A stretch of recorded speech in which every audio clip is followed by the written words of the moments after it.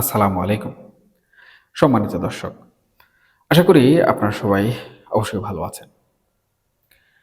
ঈদ পরবর্তী বাংলাদেশের রাজনীতির যে চিত্র, সেই চিত্র দেখে কিছুটা হলেও মনে হচ্ছে যে অন্তর্বর্তীকালীন সরকারের আমলে যে একটা বরফ শীতল অবস্থা ছিল বা রাজনৈতিক স্থবিরতা ছিল, রাজনৈতিক একপাক্ষিকতা ছিল, একক গোষ্ঠীর আধিপত্য ছিল, সেটি বর্তমান সময়ে বাংলাদেশের রাজনীতিতে লক্ষ্য করা যাচ্ছে না। এই যেমন ধরুন অন্তর্বর্তীকালীন সরকারের আমলে আমরা অনেকেই কিন্তু বলেছি যে আমাদের মহামান্য রাষ্ট্রপতি এক কথায় নজরবন্দি অবস্থায় আছেন কিংবা ওনার বাসভবনে গৃহবন্দী অবস্থায় আছেন। এর পেছনে আমরা আসলে যে ন্যারেটিভটি তুলে ধরার চেষ্টা করেছি বা প্রমাণ হিসেবে আমরা যেগুলো দেখানোর চেষ্টা করেছি সেগুলো মূলত ছিল এই ১.৫ বছরে অন্তর্বর্তীকালীন সরকারের প্রধান উপদেষ্টা ডক্টর মোহাম্মদ ইউনূস যিনি ছিলেন নোবেল লরিয়েট এবং আমাদের মহামান্য রাষ্ট্রপতি ওনাদেরকে কিন্তু আমরা একসাথে কখনো দেখতে পাইনি। তাদের মধ্যে যুজন এক বিরহ কাজ করছিল।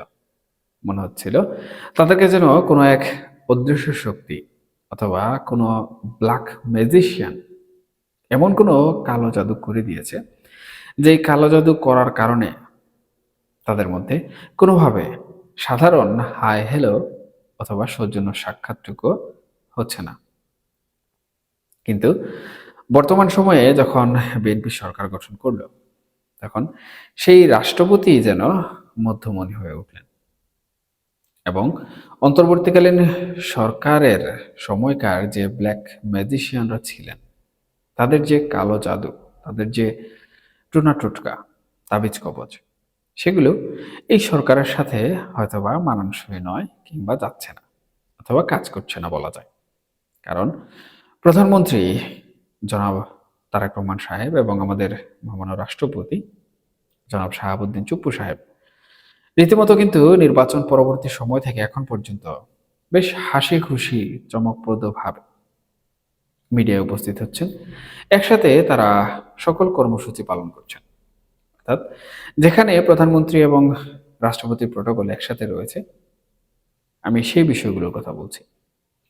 এই যে রাজনৈতিক স্থবিরতা কাটিয়ে ওঠা কিংবা একজন আওয়ামী লীগের রাষ্ট্রপতিকে বর্তমান বিএনপি সরকার এক কথায় মাথার তাজ বানিয়ে রেখেছে, এটা কিন্তু চারটেখানে কথা নয়।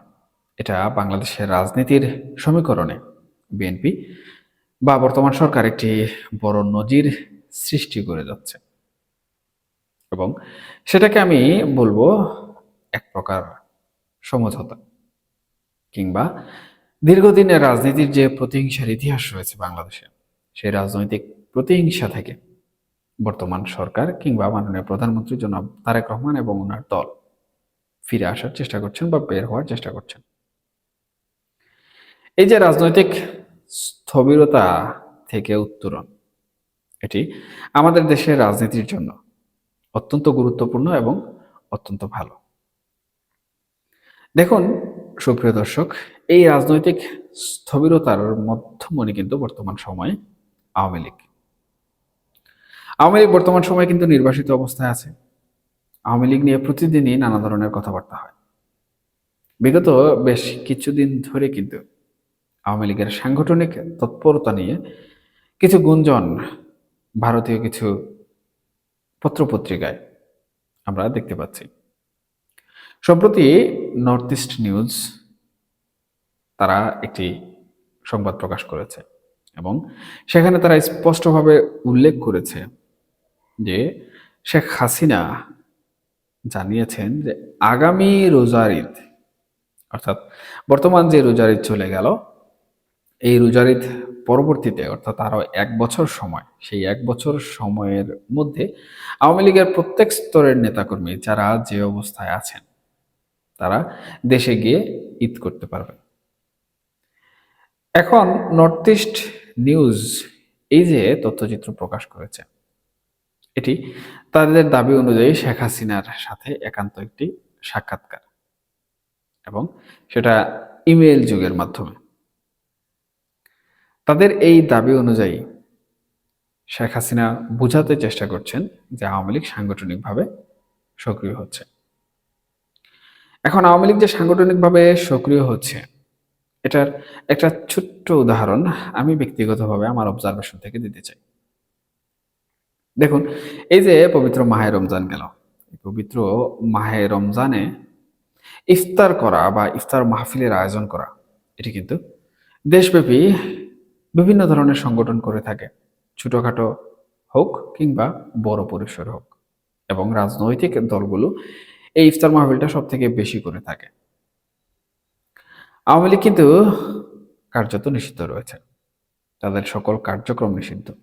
কিন্তু এই অবস্থায়ও এই বিগত যে রমজান মাস গেল, এই 30টা দিন, প্রত্যেকটা দিন কোনো না কোনোভাবে সামাজিক যোগাযোগ মাধ্যমে আমি লক্ষ্য করেছি যে আওয়ামী লীগের কোনো একটি অঙ্গ সংগঠন কোনো একটি জায়গায় ইফতার মাহফিল করেছে।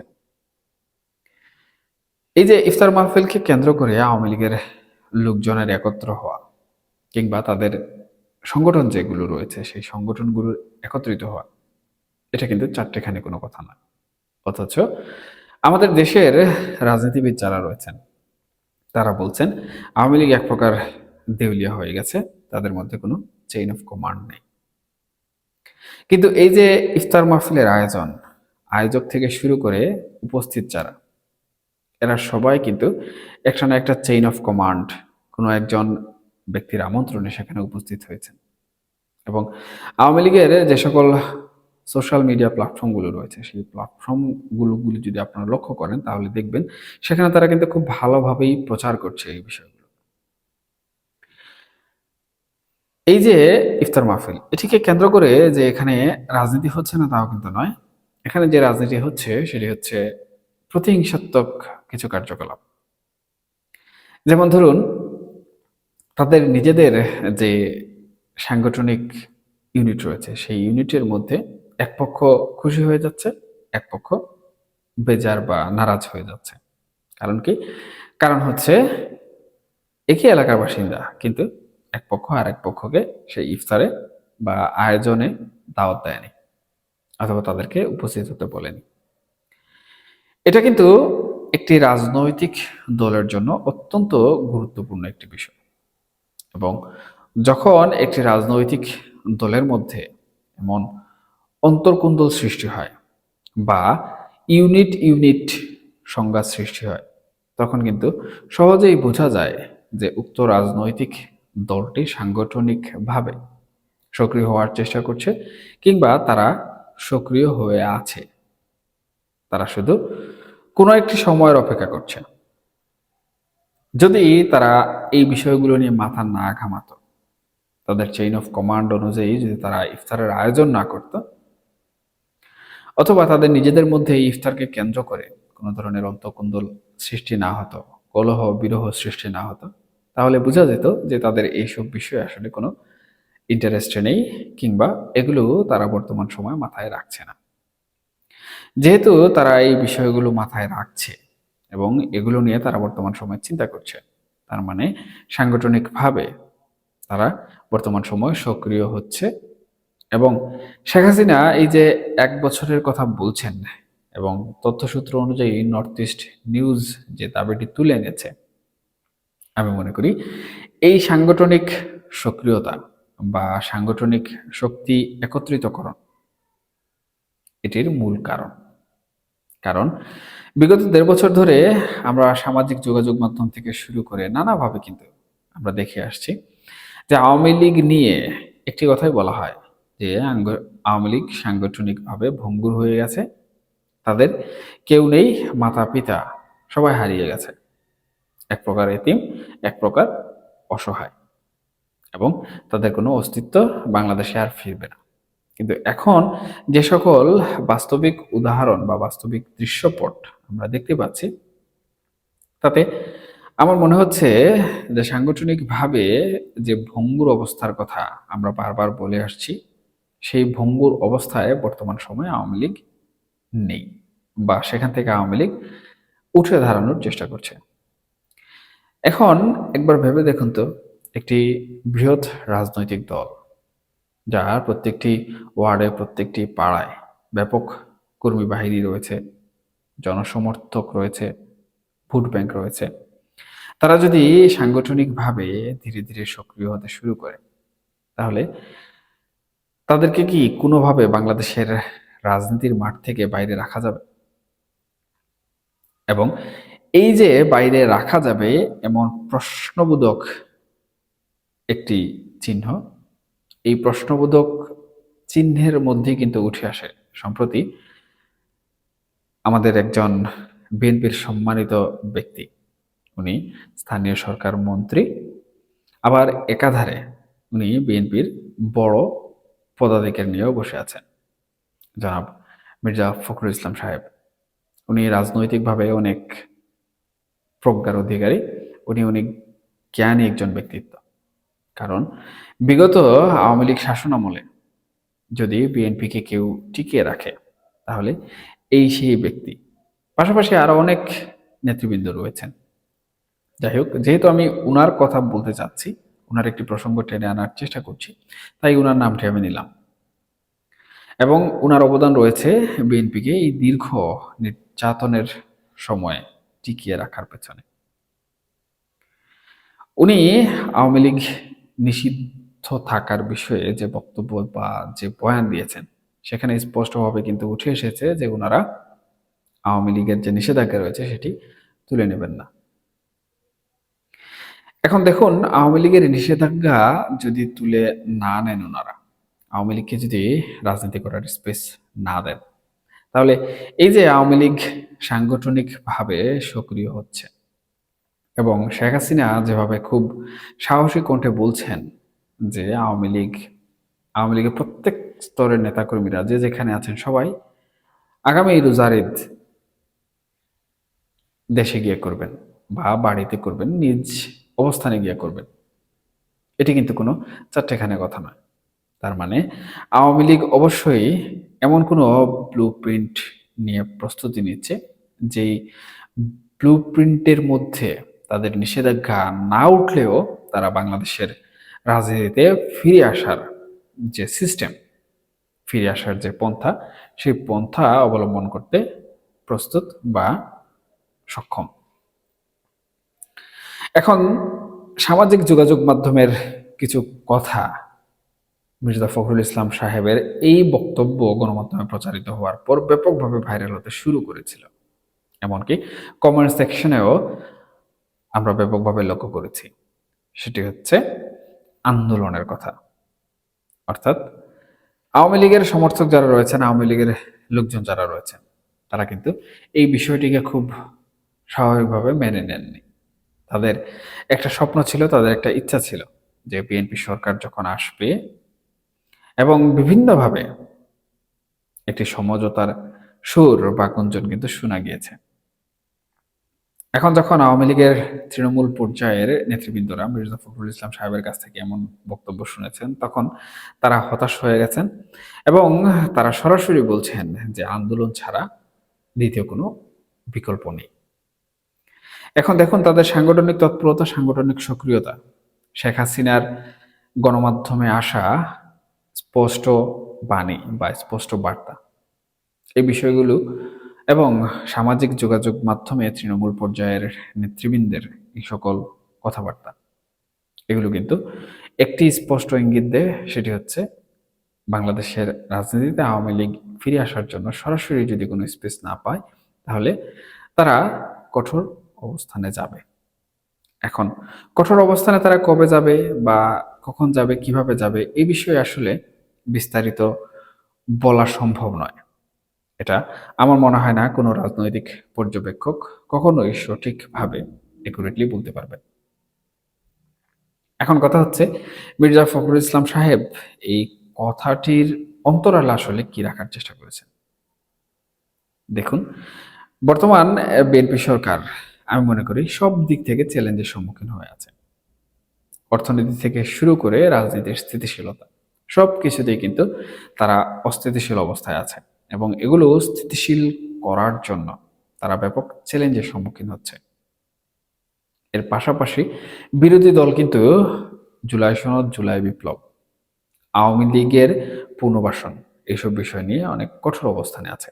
তারা কোনোভাবেই চায় না, বিশেষ করে জামাত, এনসিপি এবং যারা জুলাই আন্দোলন, জুলাই বিপ্লবের সারথি ছিলেন, তারা চায় না আওয়ামী লীগ যেন বাংলাদেশে রাজনীতি করার স্পেস পায়। এমত অবস্থায় তারা কিন্তু কোনোভাবে বিএনপি সরকার যদি সমঝোতা করে আওয়ামী লীগের নিষেধাজ্ঞা উঠিয়ে নেয়, সেটি কিন্তু মেনে নেবে না, বা উঠিয়ে নিতে যাওয়ার প্রসেসে যায় সেটি কিন্তু মেনে নেবে না। তখন দেখা যাচ্ছে সংসদের মধ্যে উত্তপ্ত পরিস্থিতি তৈরি হবে, এবং এটি কিন্তু এই যে আমাদের বর্তমান বিএনপি সরকার, এই সরকারের জন্য আরো অনেক বেশি কঠিন হয়ে পড়বে সামাল দেয়া। কারণ সবকিছু মিলিয়ে যখন দেশের অবস্থা নাজেহাল, সরকারের অবস্থা অনেকটাই চ্যালেঞ্জিং, তখন যদি দেশের বর্তমান সংসদের বিরোধী দল রাজপথে আন্দোলন বিক্ষোভ শুরু করে, তখন কিন্তু সেই দেশ বলা যায় যে মোটামুটি একটি ভারতের স্তূপে পরিণত হয়ে যাবে। এর পাশাপাশি আওয়ামী লীগের আন্দোলনের প্রসঙ্গ এখানে অবশ্যই রয়েছে। সুতরাং হতে পারে এটি বিএনপির পর্দার আড়ালের একটি কৌশল। এখন পর্দার আড়ালের কৌশল হোক কিংবা সরাসরি এটি বিএনপির গ্রহণ করার সিদ্ধান্ত হোক, তারা আওয়ামী লীগকে যদি নিষিদ্ধ বর্তমান অবস্থায় যেভাবে রয়েছে সেই নিষেধাজ্ঞা যদি তুলে না নেয়, তাহলে এই যে আওয়ামী লীগের সাংগঠনিক সক্রিয়তা এবং তৎপরতা, শেখ হাসিনার যে সরাসরি বুলি, এগুলো থেকে কিন্তু বাংলাদেশের রাজনীতি অস্থিতিশীল হওয়ার একটি সম্ভাবনা দেখা দিতে পারে বা দেখা দিচ্ছে। এখন যদি এটি দেখা দেয়, তাহলে সরকার সেটি কিভাবে সামাল দেবে, এটিও কিন্তু সরকারের জন্য একটি বড় চ্যালেঞ্জ। দেখুন, একটি কথা স্পষ্টভাবে এখানে বোঝা যাচ্ছে, সেটি হচ্ছে বর্তমান সময়ে অভ্যন্তরীণভাবে বা পর্দার আড়ালে বিভিন্ন ধরনের হিসাব নিকাশ চলছে, এবং সেই হিসাব নিকাশের ফাইনাল চিত্র হয়তোবা আমরা অল্প কিছুদিনের মধ্যে দেখতে পাবো। এবং হিসাব নিকাশ যদি বিএনপি খুব সাবলীলভাবে করতে পারে, তাহলে তারা এখানে বিজয়ী থাকবে। অর্থাৎ সাপও মরবে কিন্তু লাঠি ভাঙবে না। আর যদি তারা কোনো ধরনের ভুল সিদ্ধান্ত নেয় নীতি নির্ধারণী পর্যায়ে, তখন কিন্তু এই বিষয়টি সামাল দেয় তাদের জন্য চ্যালেঞ্জিং হতে পারে। কারণ আওয়ামী লীগ কিন্তু ছোটখাটো কোনো রাজনৈতিক দল নয়। আবার আরেকটি বিষয় এখানে রয়েছে, সেটি হচ্ছে আমরা কিন্তু বিগত দিন দেখেছি সরকার যখন গঠিত হয়েছে, তখন কিন্তু বিএনপির শীর্ষ নেতৃবৃন্দর মধ্যে এক প্রকার সমন্বয়হীনতা আমরা দেখেছি। যেমন মির্জা ফখরুল ইসলাম সাহেব এক ধরনের বয়ান দিয়েছিলেন, আবার আমাদের মাননীয় স্বরাষ্ট্রমন্ত্রী সালাউদ্দিন সাহেব উনি আরেক ধরনের বয়ান দিয়েছিলেন। এখন হয়তোবা এখানে তাদের মধ্যে রাজনৈতিক সমন্বয়হীনতাও রয়েছে। তবে সবকিছুর মধ্যে আন্তর্জাতিক যে গেম, আন্তর্জাতিক যে খেলা, সেটি কিন্তু সব থেকে গুরুত্বপূর্ণ, এবং সেই খেলায় যে যত বেশি পয়েন্ট অর্জন করবে, তারাই কিন্তু সব থেকে বেশি বিজয়ের সারিতে এগিয়ে যাবে। এখন বিএনপি যদি আন্তর্জাতিক মহলে সব থেকে বেশি পয়েন্ট অর্জন করে, তাহলে আওয়ামী লীগকে নিষিদ্ধ রেখে তারা বাংলাদেশের সরকার পরিচালনা করতে পারবে অনায়াসে, এবং তাদের জন্য তখন আওয়ামী লীগের আন্দোলন সামাল দেওয়া সহজ হবে। আবার এটি যদি তারা করতে সক্ষম হয়, তখন কিন্তু তারা এখানে জামাত, এনসিপি এই পক্ষকেও কিন্তু তাদের পাশে পাবে। কারণ তারা কিন্তু আওয়ামী লীগের প্রশ্নে ঐক্য করতে সময় নেয় না। সুপ্রিয় দর্শক, আওয়ামী লীগ সাংগঠনিকভাবে সক্রিয় হচ্ছে, তার বাস্তবিক প্রমাণ আমি দিলাম, বোঝানোর চেষ্টা করলাম। আবার একটি গণমাধ্যম, ভারতীয় গণমাধ্যম, তার একটি প্রতিবেদন থেকে শেখ হাসিনার একটি পূর্বাভাসও আমি টেনে আনলাম। এর পাশাপাশি বিএনপি, জামাত এবং বাংলাদেশের বর্তমান রাজনৈতিক পরিস্থিতিতে রাজনৈতিক গুণীজন ব্যক্তিবর্গের বিভিন্ন বক্তব্যের আলোকে বর্তমান রাজনৈতিক প্রেক্ষাপট বোঝানোর চেষ্টা করলাম অথবা বিশ্লেষণ করার চেষ্টা করলাম। এই সম্পূর্ণ বিষয়ে আমার যেটি মনে হচ্ছে সেটি হচ্ছে বাংলাদেশ আওয়ামী লীগ বাংলাদেশের রাজনীতিতে খুবই দ্রুত ফিরে আসবে। এ বিষয়ে আপনাদের যে মতামত রয়েছে সেই মতামত অবশ্যই কমেন্ট বক্সে জানাবেন, কারণ আপনাদের মতামত আমার জন্য অত্যন্ত গুরুত্বপূর্ণ। আপনাদের প্রত্যেকটি মন্তব্য, প্রত্যেকটি মতামত আমার জন্য শিক্ষণীয়। এখনকার মতো এই পর্যন্তই। সবাই ভালো থাকবেন, সুস্থ থাকবেন এবং অবশ্যই অবশ্যই নিরাপদে থাকবেন।